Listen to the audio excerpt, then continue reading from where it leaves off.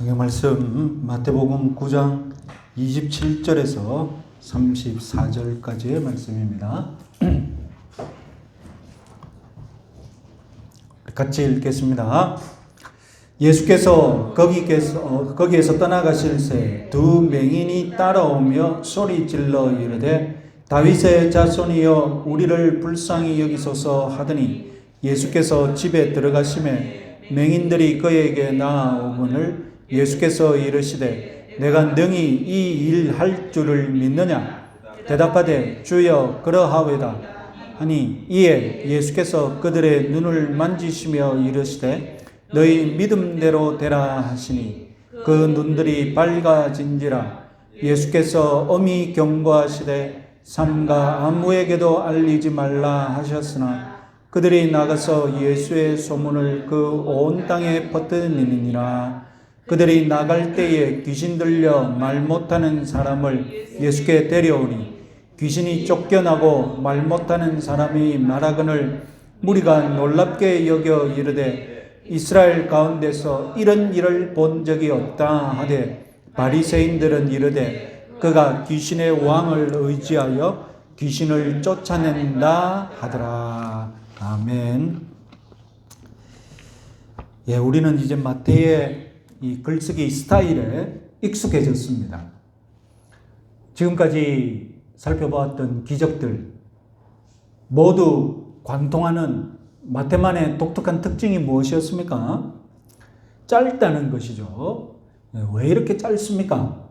마가와는 다르게 세세한 인간적인 사정, 그 사연들 다 마태는 생략해버렸습니다.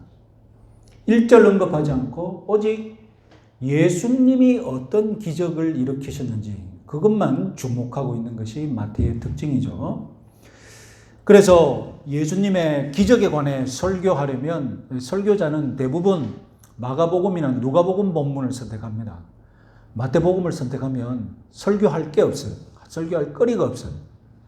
아니면 마가복음 이야기를 끌어오거나 누가복음 이야기를 끌어와야 되는데 그럴 바야 마가복음 누가복음 본문을 선택하죠. 저도 이 마태의 기적 모음집을 강해하려고 준비하면서 항상 걱정인 것이 오늘은 설교할 거리가 있을까? 설교할 거리가 있느냐? 그걸 항상 걱정했습니다. 강해를 하면서 우리는 마태가 문학적인 천재라는 것을 알 수 있었습니다. 마태는 기적을 짧게 기록했지만 3개씩 묶음 세트를 통해서 더 깊은 의미를 전하고 있습니다. 표를 한번 보시면 첫 번째 기적 모음집은 이 성전에서 멀리 소외당한 자들을 순서대로 치유하신 기적들입니다. 그 순서가 나병 환자, 이방인, 여자였죠. 두 번째 기적 세트는 자연을 다스리는 권세, 귀신을 쫓아내는 권세, 그리고 죄를 사하는 권세. 이 모든 권세들이 사실상 누구의 권세입니까? 하나님의 권세거든요. 그러니까 예수님은 하나님과 같은 권세를 가지신 분이시다라는 것이 2세트의 포인트였습니다. 자, 지난주부터 살펴보고 있는 세 번째 기적 모음집은 특히 짧아도 너무 짧은 기적 모음집입니다. 특히 지난주 이 2개의 기적이 연달아 일어나는 이 관리의 딸 치유 이야기는 마가의 분량에 비해 40%밖에 안 됩니다. 오늘 주목할 기적들도 마찬가지입니다. 9번째 기적은 5절짜리 눈뜨게 하는 기적입니다. 복음서에 소개된 눈뜨게 하는 기적들이 여러 이야기가 있는데 그 중에서 가장 짧습니다. 팔레스타인에서는 태양빛이 강하고 이 먼지가 많아서 눈병이 많이 발생한다고 합니다. 지금이야 개안수술, 인공수정체 수술에서 시력을 회복하는 일이 다반사지만 고대에는 눈 치료법으로 알려진 것들이 오히려 눈을 더 망치는 일이 더 흔했습니다. 넣지 말아야 할 것을 넣어가지고 비비고. 그래서 고대는 눈이 한번 멀기 시작하면 회복이 불가능했습니다. 실제로 구약 성경에도 나병 환자 나만 장군을 치유하는 기적은 있지만 구약 성경 어디에도 눈먼 자를 고치는 기적은 없습니다. 그렇게 귀한 기적인데, 그렇게 보기 힘든 기적인데, 구약에도 없는 기적인데, 마태는 이 기적을 적으면서 병자의 이름조차 무시하고 가장 짧게 기록하는 자기 스타일을 고집하고 있어. 대단합니다. 10번째 기적은 더 짧습니다. 자세히 보면 사실상 2절짜리도 안 됩니다. 이런 기적 속에서 우리가 무슨 의미를 찾겠습니까? 기적 하나하나를 지나치게 파고들기보다는 기적들을 모아서 전체로, 통째로 교훈을 얻어보라는 것이 마태의 의도입니다. 그래서 지난주에 이어서 이번 주도 9번째, 10번째 기적을 같이 우리 한번 강의해 보겠습니다. 3번째 기적 모음집의 이 기적들을 모두 모아보면 죽은 자가 살아난 기적, 눈먼 자가 눈을 뜨는 기적, 말 못하는 자가 말하는 기적입니다. 마태가 이런 기적들을 의도적으로 모은 것은 다름이 아니라 예언 때문입니다. 마태복음 11장에서 예수님이 이 세례 요한의 제자들에게 이런 말을 전해라 하고 예수님이 하신 말씀이 있습니다. 마태복음 11장 5절 말씀 같이 한번 읽어보겠습니다. 맹인이 보며 못 걷는 사람이 걸으며 나병한 자가 깨끗함을 못 듣는 자가 들으며 죽은 자가 살아나며 가난한 자에게 복음이 전파된다 하라. 이때 지금 예수님이 인용하고 있는 구약의 예언이 바로 이사야의 예언입니다. 이사야 26장 19절 같이 한번 읽어보겠습니다.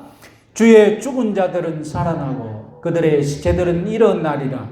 주의 이슬은 빛난 이슬이니 땅이 죽은 자들을 내놓으리로다. 다음은 이사야 35장 5절 6절 말씀 같이 한번 읽어보겠습니다. 그때에 맹인의 눈이 밝을 것이며 못 듣는 사람의 귀가 열릴 것이며 그때에 저는 자는 사슴같이 뛸 것이며 말 못하는 자의 혀는 노래하리이다. 자, 여러분, 이사야가 예언하는 그때 어느 때겠습니까? 그때는 언제입니까? 이사야가 예언한 그때는 메시아가 임한 때죠. 메시아 시대를 지금 이사야는 예언하고 있는데, 이사야가 예언하는 것을 종합해 보면 무슨 말이냐? 메시아가 임하면 그 시대는 죽은 자들이 살아나는 시대고, 말 못하는 자들이 말하는 시대고, 그리고 못 듣는 자들이 듣는 시대다. 그런 기적이 일어날 것이다. 메시아가 그런 기적을 일으킬 것이다. 여러분, 원래 못 들으면 말 못하기가 쉽죠. 듣는 것과 말하는 것은 같은 한 묶음이잖아요. 오늘 본문에 말 못하는 자로 번역된 헬라어는 원래 못 듣고 말 못하는 두 가지 경우를 다 뜻합니다. 그래서 다른 성경에는 말 못하는 자가 못 듣는 자로 또 번역되기도 합니다. 그러니까 예수님은 지금 이사야가 예언하는 메시아의 기적, 죽은 자가 살아나고 못 듣는 자는 듣고 말 못하는 자는 말하고, 이런 기적을 지금 다 행하고 계시는 겁니다. 예수님은 내가 그런 일을 했으니 내가 바로 이사야가 예언한 메시아다. 이렇게 지금 선언하고 계시는 겁니다. 여러분 생각해 보세요. 만약에 3번째 기적 모음집이 없다면, 죽은 자를 살리는 기적이 없고 눈먼 자의 눈을 뜨게 하는 기적이 없고 말 못하는 자가 말하는 기적이 없는데, 마태복음 11장 5절에서 세례 요한한테 가서 이런 말을 전해라. 맹인이 보며 못 듣는 자가 듣고 죽은 자가 살아난다. 그럼 예수님은 어떤 사람이 되는 겁니까? 뻥쟁이요, 뻥쟁이. 없는데 뭐 어떤 기적을 했는지 증거가 없는데 어디 가서 뭐 누구한테 이런 말을 해라고 하는 겁니다.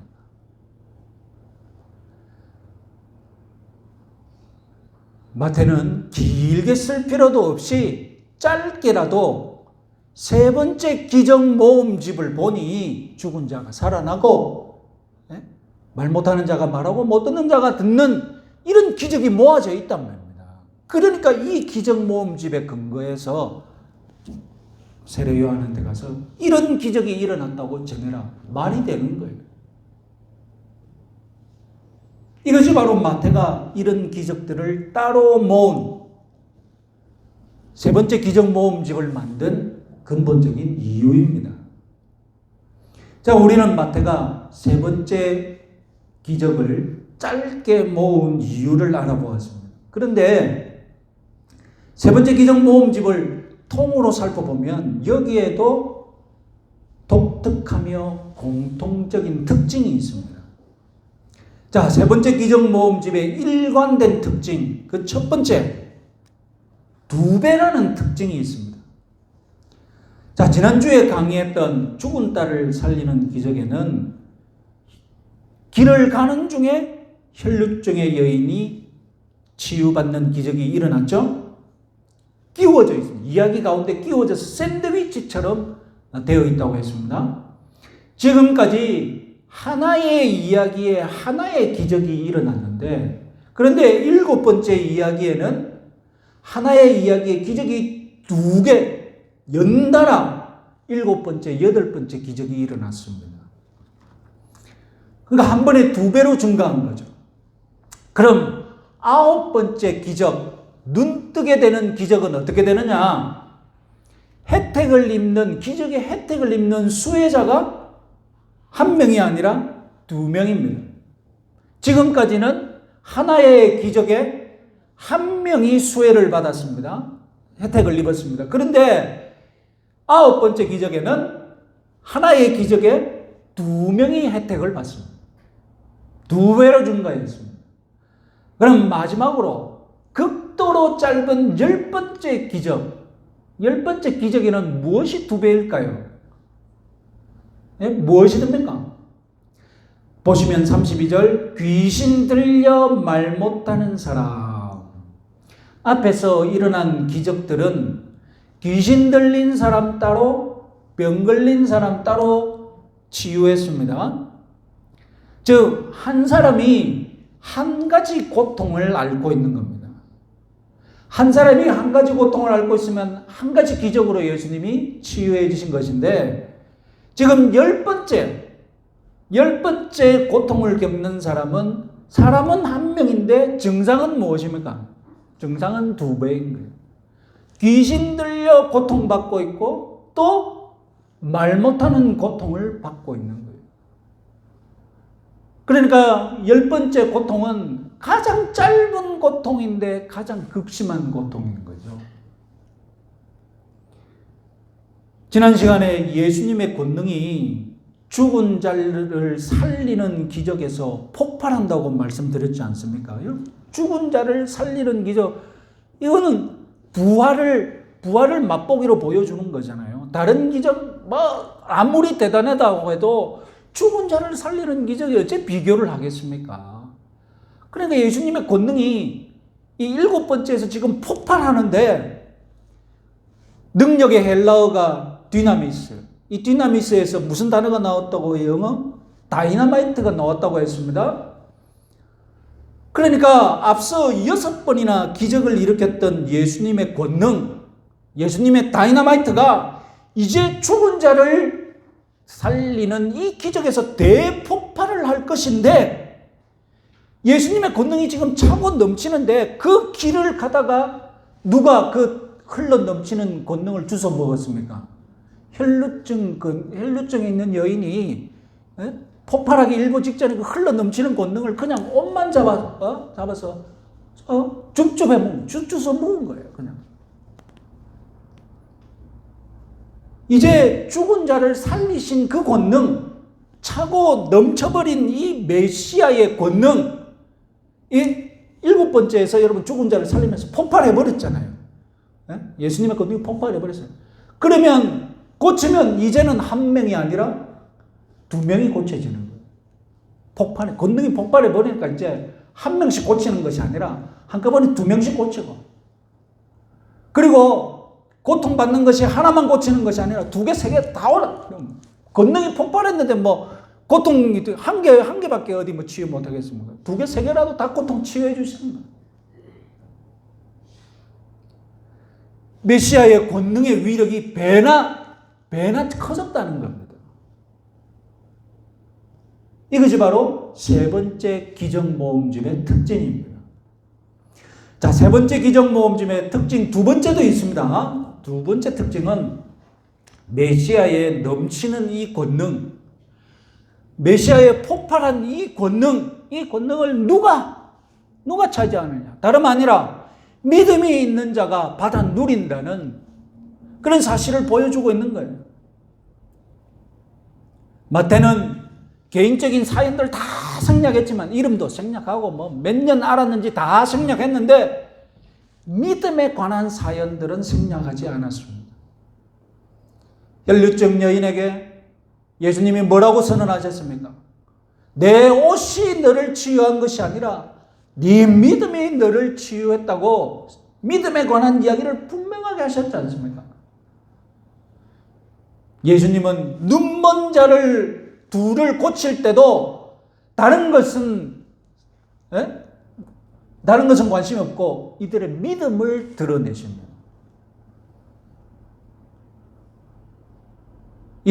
눈먼 자들이 어떻게 믿음을 가졌는지 잠시 주목해 볼까요? 먼저 눈먼 자들은 다윗의 자손이여 우리를 불쌍히 여기소서라고 소리쳤습니다. 구약 성경은 다윗 가문에서 구세주가 올 것이라고 예언했습니다. 다윗의 아들, 다윗의 자손은 유대인들은 메시아를 뜻하는 말과 똑같다고 보시면 됩니다. 그리고 앞에서 말씀드렸듯이 메시아가 임하면 누가 눈을 뜨게 된다고요? 눈먼 자들이 눈을 뜨게 된다고 예언했지 않습니까? 그러니까 이 맹인들이 메시아 때를 간절히 기다리는데, 예수님이 오셔서 죽은 자를 살리는 기적을 행하셨으니 이제 자기도 눈을 뜨는 시대가 온 것이라는 믿음이 생긴 거예요. 그래서 다윗의 자손이여 우리를 불쌍히 여기소서. 그 말은 무슨 말입니까? 당신이 메시아라면 메시아는 우리들의 눈을 뜨게 해주시는 분 아닙니까? 이 맹인들이야말로 예수님이 바로 구약에서 예언한 메시아이자 다윗의 자손님이 틀림없다는 믿음을 가지고 지금 예수님을 찾은 것입니다. 그래서 예수님이 회당장의 집을 나왔을 때부터 따라가면서 다윗의 자손이여 라고 소리 질렀다고 합니다. 맹인인데 이게 어떻게 가능합니까? 주변 사람들의 웅성거리는 소리로 파악을 했겠죠. 그래도 예수님을 놓칠 것 같은 불안감이 있으니까 예수님 이래 불러서 되겠습니까? 놓치지 않으려면 어떻게 해야 됩니까? 소리 질러요. 다윗의 자손이여. 그러니까 주위에서는 시끄럽겠죠. 그러니까 예수님의 제자들이 어떻게 했을 것 같습니까? 어떻게 하는 것이 조용하게 만드는 방법입니까? 데리고 들어가야죠. 예수님의 거처로 데리고 들어가야죠. 그래서 이들을 데리고 예수님의 거처로 들어온 겁니다. 예수님이 그들에게 묻습니다. 내가 능히 이 일 할 줄을 믿느냐? 다른 사연이 중요한 것이 아니라 네가 지금 믿는 것이 중요하다는 겁니다. 이 믿는 사연만 지금 마태는 주목하고 있습니다. 마태복음에서 수많은 기적이 있지만 예수님이 혜택을 입는 사람에게 믿느냐고 묻는 유일한 경우입니다. 소경들은 믿는다라고 답합니다. 주여 그러하오이다. 묻는 사람이나 대답하는 사람이나 다 쌍방 다 지금 믿음의 확신이 넘치는 거예요. 여러분, 눈먼 자들을 예수님이 불쌍히 여기셨다면 그냥 고쳐질 수 있습니다. 말로 믿음 확인하지 않아도. 왜냐하면 다른 기적도 그런 기적 많잖아요. 오늘날에도 아직 믿지 않는 자들에게 병고침의 은혜를 베푸셔서 나중에 믿게 하는 그런 역사도 있기도 하지 않습니까? 그런데 예수님은 유독 이들 눈먼 자들 2명에게는 일부러 믿음을 확인하면서 그들의 믿음을 활짝 꽃피우게 활짝 드러내십니다. 이들이 받은 것이 단지 병고침이 아니라 믿음으로 천국에 들어가는 복을 받은 것임을 보여주고 싶은 거예요. 단지 육체의 병고침을 받은 것이 아니라 영과 육의 모두의 구원을 받았다는 것을 예수님이 드러내고 싶은 거예요. 앞서 혈루증 여인이 흘러 넘치는 메시아의 권능을 길가에서 주워 가져갔다면 이번에는 길가에 있던 맹인들이 흘러 넘치는 메시아의 권능을 움켜잡은 것입니다. 세 번째 기적 모음집은 그야말로 길에 있는 사람들이 예수님의 권능을 줍줍하는 이야기들인 거예요.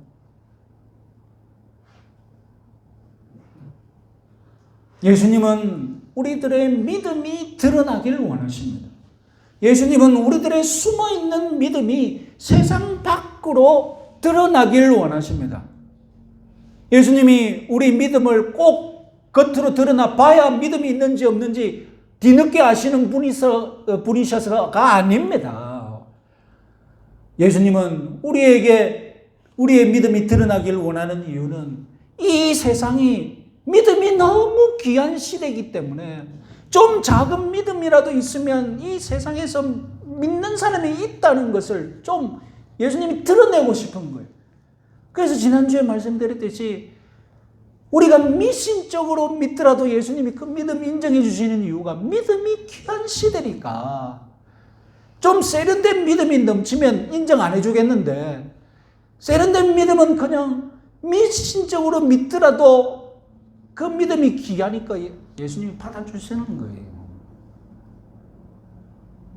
이 불신의 세상에도 이렇게 믿는 사람이 존재한다는 것을 이 세상에 예수님이 보여주고 싶은 거예요.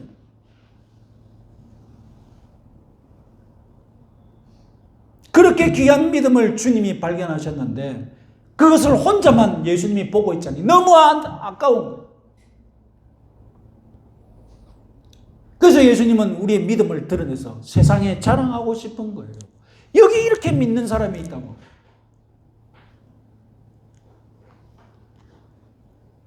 우리 신앙생활에 예수님은 우리들의 믿음이 자꾸 드러나기를 원하십니다. 그래서 세상 사람들한테 보여주고 특히 나 자신에게 내가 내 믿음이 어떤 수준인지 우리가 알아야 되는데 잘 모르거든요. 자기는 대단히 잘 믿고 있는 것처럼 착각하는 경우가 있고 잘 믿고 있는데도 못 믿고 있다고 위축되어 있는 경우도 있고 그래서 예수님은 수시로 우리들의 믿음이 밖으로 드러나서 좀 나도 다른 사람도 확인할 수 있도록 믿음을 드러내기를 원하십니다. 가령 기도하실 때에 우리가 기도할 때에 예수님은 기도 응답을 지연시킵니다. 기도 응답이 지연되면 이제 우리는 믿음이 드러납니다.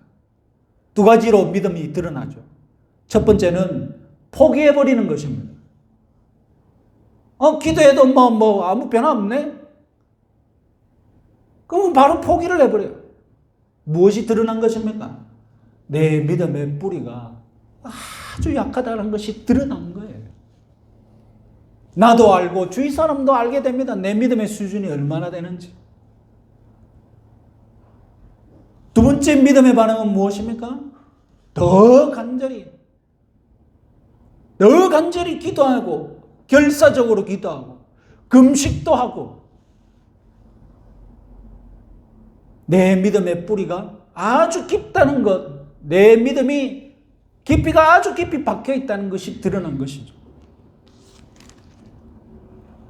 그렇게 여러분 강한 믿음이 기도 응답을 땡기는 줄 믿으시기 바랍니다.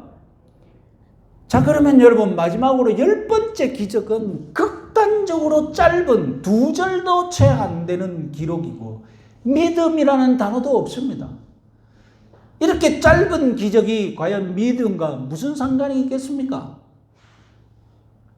이 짧은 10번째 기적에서 우리는 어떤 의미를 찾을 수 있겠습니까? 자, 여러분 드라마나 영화를 보면은 주인공이 무엇인가 배워서 익숙해지는 과정을 보여줄 때 처음에는 이 주인공이 막 시작했을 때 과연 무술을 배운다고 할 때 그러면 처음부터 끝까지 하루 일과를 다 보여줍니다. 그렇죠? 무엇을 했고 힘들어하고 익숙하지 않아서 틀리고 스승이 때리고 그러면 다음날 끙끙 앓아 눕고 처음에 하루 일과를 다 보여줄 때는 실패가 다반사죠. 그러다 익숙해지면 이제 끙끙 앓아 눕는 장면이 사라집니다. 그리고 실패하는 장면이 사라지고 무엇이 더 많아집니까? 점점 성공하는 장면이 많이 나옵니다. 여러분만 그 다음에는 무슨 장면을 넣겠습니까? 그 다음에는 무슨 장면을 넣겠습니까? 이제 성공하고 즐기는 장면이 나오죠. 마지막 장면은 무엇을 넣겠습니까? 이 사람이 훈련을 마스터했다는 건 마지막 장면 여러분 같으면 뭘 넣겠습니까? 놀라운 스피드로 성공하는 장면이 딱 들어가죠. 그리고 이 영화가 코미디라면 이 영화가 사람들을 좀 웃기고 싶다면 마지막 장면은 무슨 장면을 넣겠습니까? 훈련을 끝나고 이 사람이 한 수준 업그레이드 됐다는 걸 보여주는 장면으로. 주인공은 딴 데 보고 있는데 손과 발은 어떻게 됩니까? 그런 장면을 보여주는 거예요. 주인공은 무심한데 일은 다 되는 거예요. 주인공은 엉뚱한 데 보고 있는데 손과 팔은 다 움직이면서 일이 착착착 다 되는 거예요. 마태가 앞서 9개의 기적을 보여줬는데 점점점 우리는 기적이 익숙해졌어요. 이제 모든 기적이 믿음이 있는 자들이 지금 줍줍하고 있는데 이제 10번째 기적은 마지막 장면인데 뭘 보여줘야 되겠습니까? 지금 예수님이 집을 나가고 있는데 그 병자는 오고 있는데 마주쳤어요. 예수님은 그대로 집을 나가고 병자는 마주가다가 나가는 예수님을 만나고 그런 장면이 마지막 장면으로 선택됐어요. 이번에는 나가는 예수님과 만나는 사람이 그냥 스쳐 지다가도 병이 낫는 장면인 거예요. 얼마나 빨리 고쳐졌던지 집을 나가고 있는데 마치 귀신이 지가 알아서 나가는 듯이 지금 이야기가 그렇게 기록이 된다니까요. 마지막 장면은 믿음이 있는지 없는지 보여줄 필요가 없는 거예요. 무엇입니까? 믿음은 이미 기본인 거예요. 이 기적을 얘기하는데 믿음은 이미 기본인 거예요. 왜 예수님을 찾아왔겠습니까? 믿음이 있으니 예수님을 찾아온 것이죠. 왜 예수님이 집을 나가다가 이 사람을 고쳐줍니까? 믿음이 있는 걸 예수님이 아시니까 고쳐주는 거예요.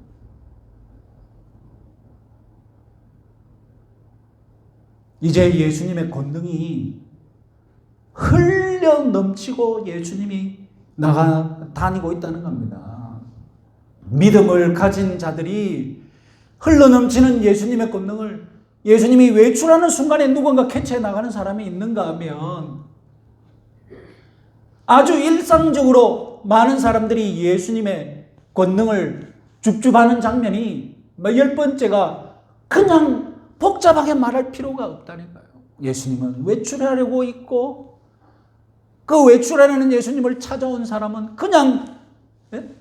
기적을 입고 아주 일상이 되어버린 거예요. 아주 일상이 되어버린 거예요.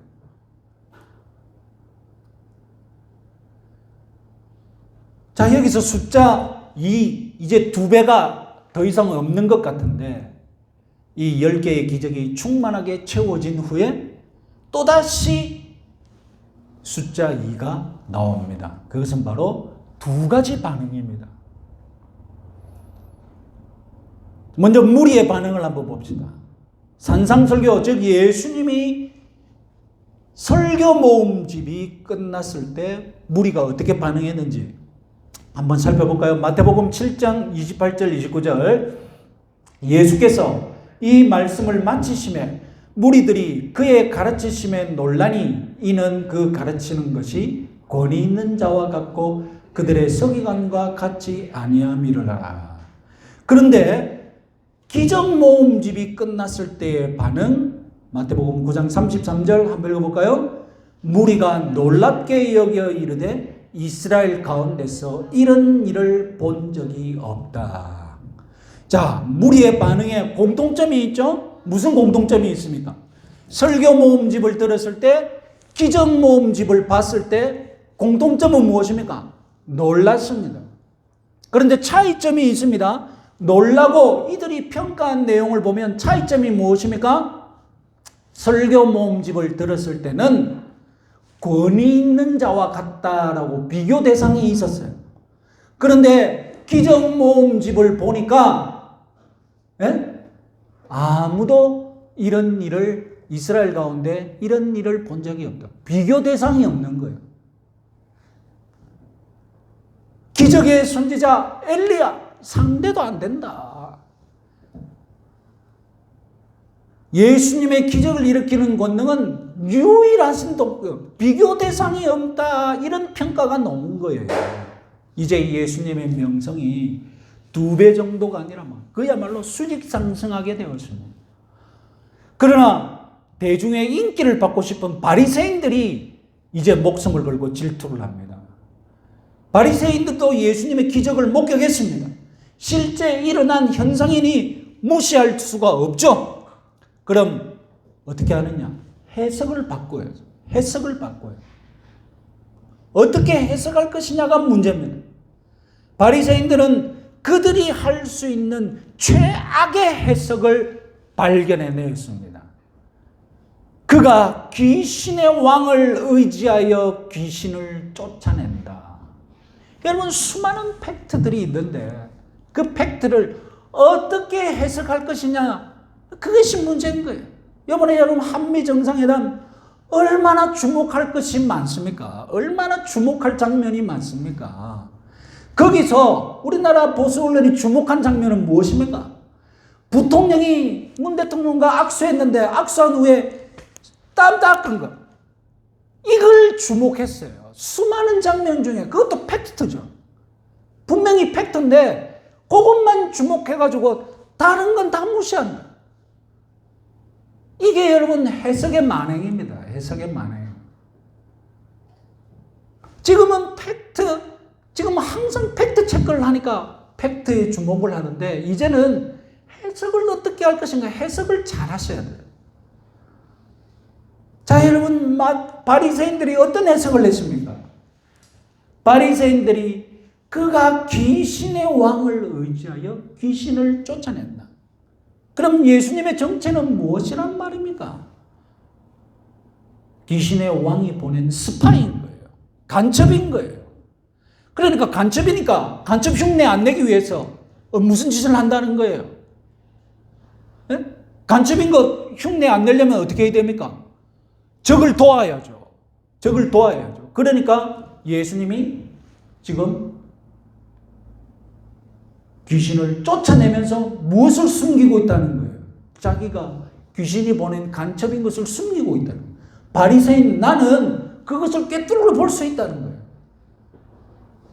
예수님의 정체를 너희들은 못 보겠지만 우리들은 볼 수 있다는 거예요. 지금 저놈이 간첩인데 간첩인 거 숨기려고 귀신을 쫓아낸다는 거예요. 귀신이 보낸 간첩인데. 이 바알세불이 보낸 간첩아. 여러분, 믿음이 있는 자들은 예수님을 다윗 왕의 아들로 불렀습니다. 믿음이 없는 바리새인들은 뭐라고 부릅니까? 다윗 왕의 아들 좋아하시네. 귀신이 보낸 밀정이다.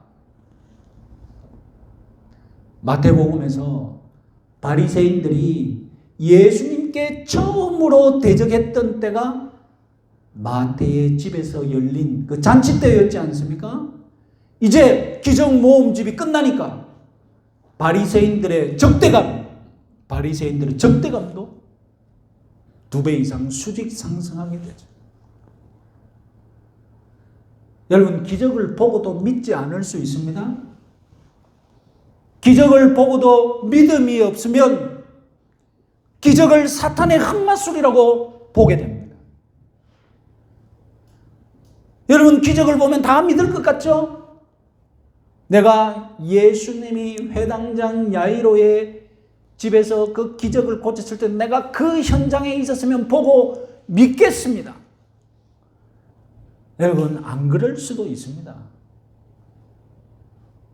기적을 찾는 사람들, 알고 보면 믿음이 안 좋은 사람들인 거예요. 안 믿을 핑계만 찾는 사람들이 하는 얘기가 무엇입니까? 기적을 보면 믿을게요. 기적을 체험하고 나면 처음에는 잘 믿을 것 같죠? 결국 기적을 보고도 믿는다 하는 사람들은 안 믿게 됩니다. 내가 많이 배우면 배울수록, 내가 더 많은 증거를 요구하면 요구할수록 우리 사람은 예수님 폄하하는 것이 우리 사람의 타고난 습성입니다. 2000년 전 유대인들 중에서 가장 많이 배운 바리새인들이 예수님의 기적을 보고 뭐라고 했습니까? 이 마귀 새끼네. 가장 많은 배운 사람들이 그렇게 했다니까요. 기적을 보고. 믿음은 내가 갖겠다고 생기는 것이 아닙니다. 나를 설득시켜봐라. 증거 가져와가지고 나를 설득시켜봐라. 그래가 생기는 게 믿음이 아닙니다. 믿음은 그냥 믿어지는 게 믿음의 역사입니다. 그래서 믿음을 가리켜서 하나님이 주시는 선물이라고 하지 않습니다. 믿음은 선물로 받는 거예요.